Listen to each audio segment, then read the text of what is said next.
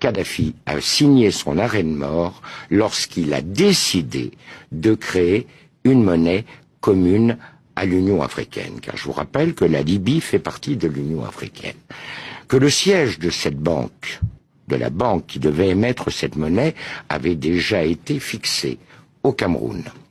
Je vous rappelle que dans le cadre du financement de cette banque, l'État libyen apportait 90% du capital requis, ce qui permettait ainsi à l'Union africaine de sortir des griffes, ou des pays membres de l'Union africaine, de sortir des griffes des bailleurs de fonds internationaux dont l'aide repose sur le dollar.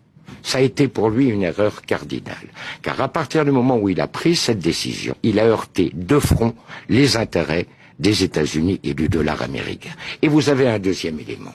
Du temps du régime, les compagnies pétrolières étaient strictement encadrées.